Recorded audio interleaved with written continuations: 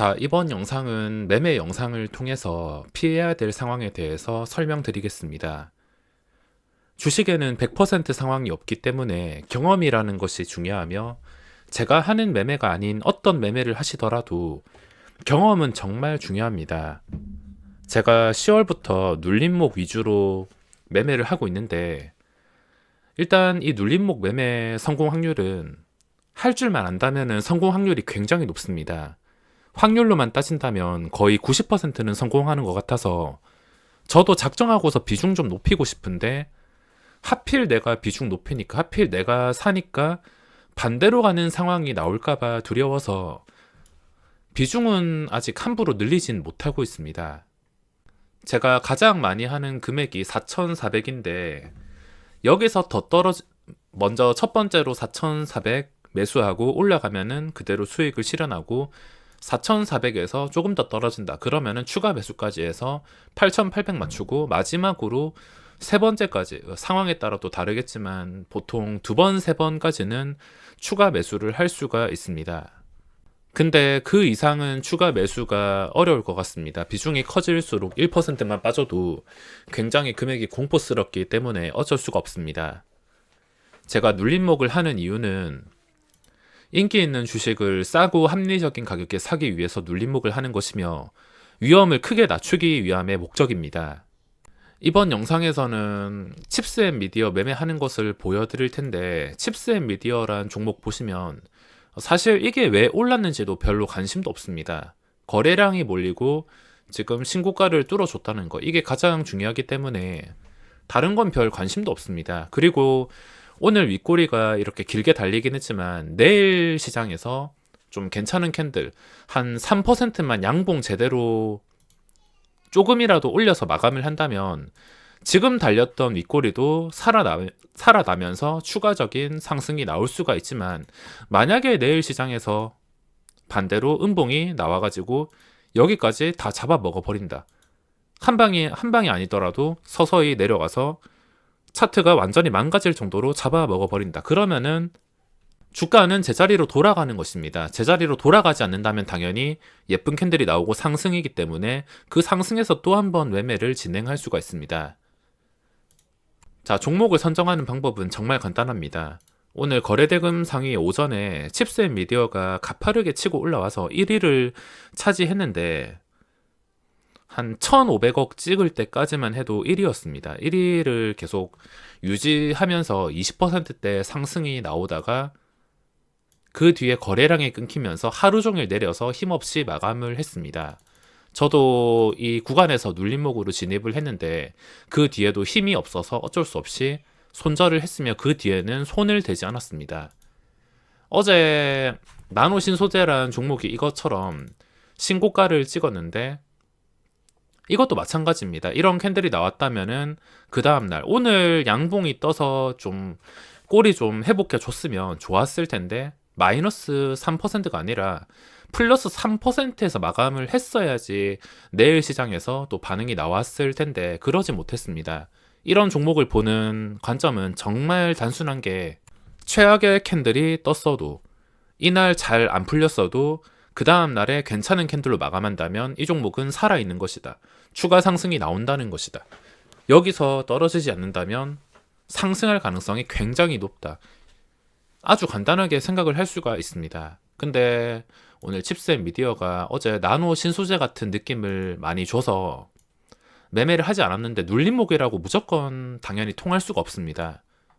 눌렸다고 들어갔는데 끝까지 떨어지는 경우 어떤 종목을 매수했을 때 이게 진짜 바닥인지 아니면 지하실로 끌고 가는 종목인지 확실하게는 알 수 없지만 다른 종목과는 분명히 다른 점이 있습니다. 자, 매매 영상 보면서 설명을 드릴 텐데 제가 오전부터 이제 일동제약 눌림목으로 진입하고 거래대금 상위 보고 칩스앤미디어 이렇게 체크를 하고 있습니다. 딱 여기까지 봤을 때 시세가 22% 나왔다가 떨어지는데 잘 떨어지지 않는 것 같아서 진입을 시도합니다. 쭉 시간 흘러가지고 계속 몇 분 관찰하다가 여기서 조금 떨어진다 싶을 때 자, 잡은 위치를 보시면 밑에 매수 대기 호가창이 굉장히 단단합니다. 이게 단단하다고 무조건 안전을 보장하진 않지만 일시적인 방어를 해줄 수가 있습니다. 그래서 이 단단한 호가 위에서 주문을 넣었습니다. 그래서 25,050원에 체결이 되었으며, 자, 이제부터 해야 될 것은 더 떨어진다면 추가 매수를 하고 올라간다면 적당히 수익을 챙기는 것입니다. 어디로 가든 간에 크게 걱정할 게 없는 매매인데, 자, 매수하고 아직까지는 알 수 없습니다. 이게 하루 종일 떨어지는 종목인지 아니면 다시 올라가는 종목인지 아직까지는 알 수 없습니다. 일동제약도 물린 상태에서 지금 당장은 힘든 상황인데, 시간 쭉 지나고 나서 칩셋 미디어 한번 빨간불 뜨고 여기까지는 잘 잡았다 생각을 했는데 힘이 없었습니다. 아직까지는 판단을 할 수 없지만 여기서 예측할 수 있는 게 단주 장난.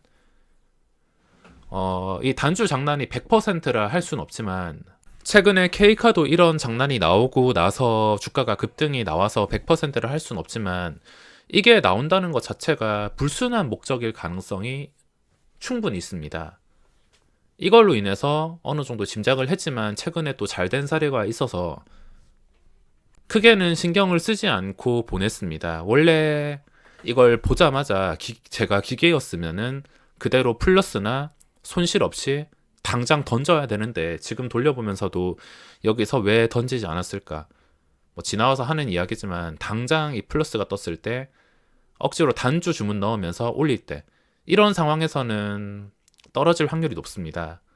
지나와서 하는 얘기가 아니라 단주 장난으로 한우가 억지로 올린 것은 한 방에 떨어질 수밖에 없습니다. 자, 쭉 지나가지고 다시 본전을 깨버립니다. 본전 깨버리고 일동제약은 내려가다가 다시 본전 회복하고, 그리고 쭉 시간 지나서 본전 깨니까 올라오는 척 하더니, 자, 시간 쭉 지나가지고 올라오는 척 하더니 회복하지 못하고 계속 밀리고 있습니다. 아직까지는 이게 함정인지 알 수가 없습니다. 쭉 시간 지나고 나서 칩셋 미디어 손실이 1% 가까이 잡히고 있는데 일동제약은 상승. 자, 계속 내려가서 여기까지도 괜찮습니다. 이제 추가 매수를 생각할 시점인데 여기까지는 괜찮은데 쭉 뒤로 돌려보면, 자, 이쯤 내려갔으면은 추가 매수를 진행을 해도 될 자리인데 생각보다 이 매도가 강하게 나옵니다. 아직까지는 뭐 정확하게 알 수는 없습니다. 조금 돌려보면은 손실이 커지고 일동제약은 옆에서 올라가고 있는데 일동제약부터 올라가서 적당히 수익을 실현했습니다. 여기서 마이너스 한 130까지 받다가 운 좋게 반등이 나와서 여기서 일동제약부터 정리, 21,500원에 정리를 하고 이때부터 칩셋 미디어에 집중을 했는데, 자, 눌림으로 올라가지 못하는 종목은 다른 종목과는 느낌이 좀 다를 수가 있습니다. 여기까지는 눈치를 채기가 어렵지만 시간이 지나면 지날수록 다른 종목과는 확실히 다른 것을 확인할 수 있습니다. 시간이 쭉 지나는데도 제대로 된 반등도 없이 한우가도 올라오기 어렵습니다. 보통 다른 종목이면, 시장에서 인기 있는 종목이면 올라올 때는 확실하게 몇 개 호가씩 확실하게 1%, 2% 변동을 주는 게 정상인데 떨어지는 도중에 한우가도 잘 올라가지 못하고 있는 것을 확인할 수 있습니다. 떨어질 때는 떨어지고 올라갈 때는 기껏해야지 한 개, 두 개 호가. 다른 눌림과는 확실히 다른 것을 알 수가 있으며 반등할 때 힘이 강한가 약한가를 판단을 해야 됩니다. 게다가 거래량까지 계속 줄어들면서 중간중간 반등을 시도하는 구간에서 한 개, 두 개 호가밖에 올리지 못한다. 이거 자체가 함정이 될 수가 있습니다. 자, 보시면은 600원까지 떨어지고 계속 밀립니다. 계속 밀리다가 여기서 600원에서 700원 회복해주고 여기까지는 또 호가창이 괜찮은데 반등할 수 있는 힘이 약하다는 것을 확인할 수 있습니다. 여기서 좀 자세히 보시면 700원 뚫었는데 계속해서 700원에 매도가 나옵니다.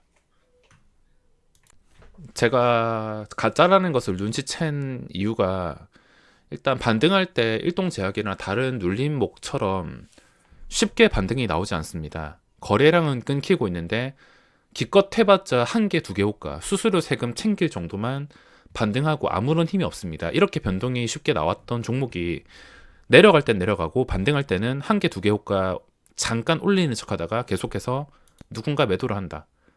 이 구간이 가장 중요합니다. 그리고 호가창을 보고 700원을 지켜주나 싶더니 5,000주 쌓아놓고 이 5,000주를 전부 깨버리고 밑에 호가가 단단하니까 또 매수가 들어오는데 또 팔아버립니다.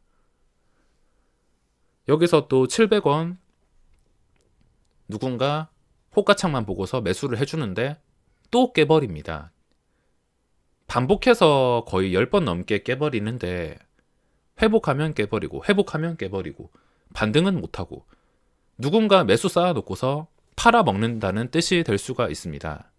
게다가 다른 눌림목 종목과는 달리 힘이 굉장히 약하기 때문에 반등할 수 있는 힘이 없어서 이렇게 대놓고 팔아먹는 게 보인다면 당연히 악재라고 볼 수 있습니다.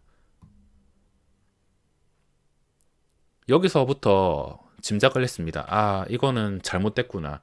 이거 추가 매수하면은 끝장나겠구나. 눈치를 챘습니다. 700원 계속 반복해서 깨다가 750원 뚫어주고 자, 올라갑니다. 여기서 900원까지 올라가는데 다른 눌림목처럼 이게 정상이었으면은 여기서 다시 밀리면 안 됩니다.